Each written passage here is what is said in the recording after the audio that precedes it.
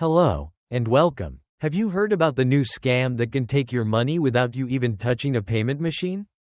For many older adults, the idea of a stranger getting into your bank account seems like something that only happens in movies or to other people. But a new trick called ghost tapping is spreading fast. And it is hitting seniors the hardest.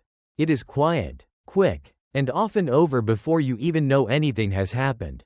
All it takes is one innocent trip to a store, a lunch out with friends, or even standing in line at the fair, and your credit or debit card could be charged without your permission.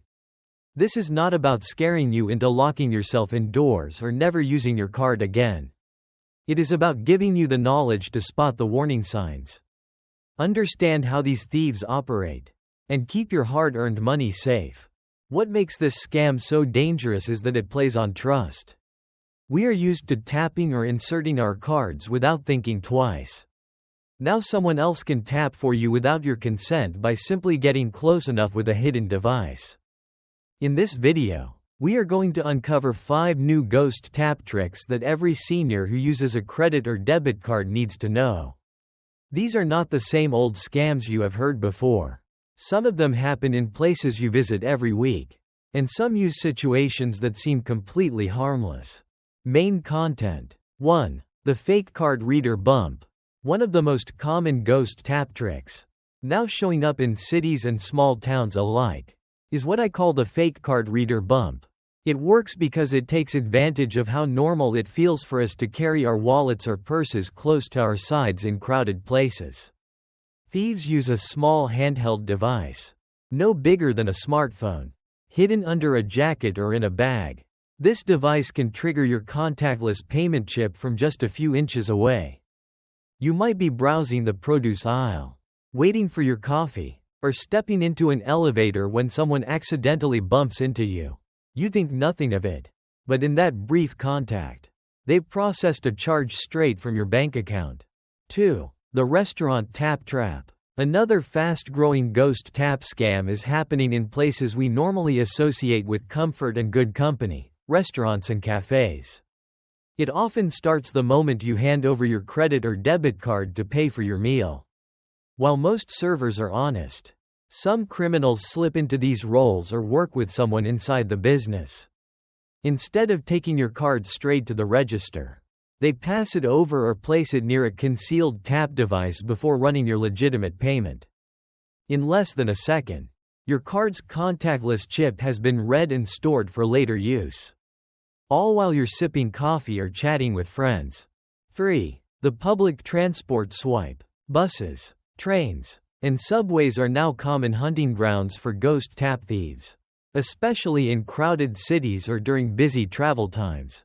Criminals often use small, battery-powered contactless readers hidden inside bags or jackets. All they need to do is stand close enough to someone's pocket or purse, where a card is stored. In the rush of boarding or finding a seat, you may not even realize someone has brushed past you. And in that split second, your card's details have been skimmed. 4. The ATM queue proximity scam. Another place where ghost tap thieves are striking is right in line at the ATM. Many seniors think of ATMs as safe because they are often in well-lit areas or inside bank lobbies. But ghost tap scams don't require breaking into the machine or even seeing your PIN. They just need to get close enough to your card. While you're distracted, an ATM line provides the perfect cover. A scammer joins the queue behind you, holding what looks like a phone or small tablet. Hidden inside is a contactless reader. As you step up to the machine, your focus is on the screen, your balance, or the cash you're about to withdraw. In that moment, the thief moves just a little closer, holding their device near your back pocket, purse, or coat. 5. The public transportation fare scam. Public transportation is a surprising hotspot for ghost tap scams, and many seniors don't realize how vulnerable they are in these settings.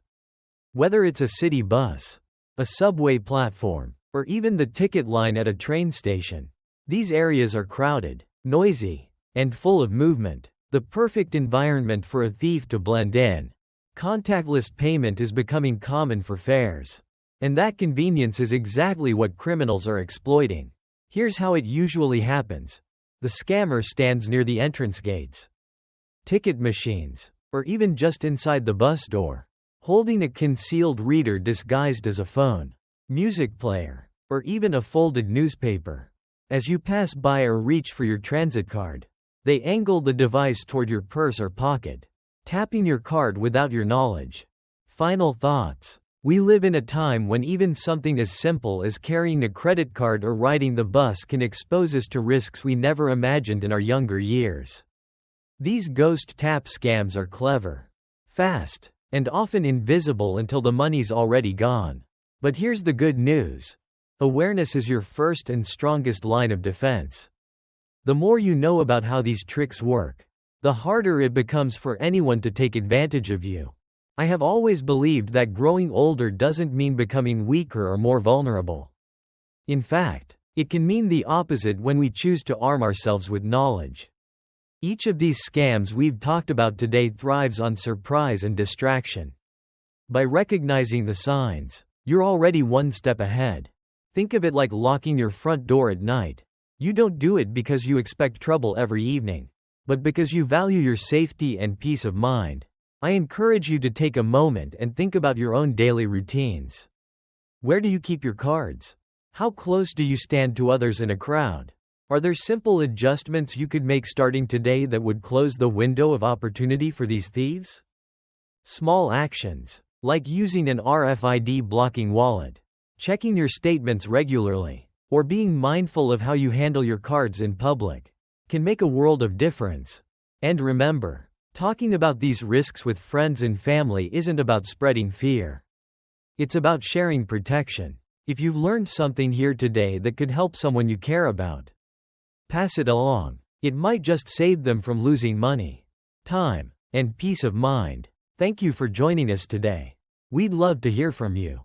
Leave a comment below and share one thing you learned today and how you plan to use it in your life. Your thoughts are important to us, so don't hesitate to share them. Reading your comments gives us great motivation and encouragement. If you enjoyed this video and found it helpful, please like, subscribe, and share. Your support helps us continue creating good content to inform and inspire you. Thanks for watching, and we look forward to seeing you in the next video.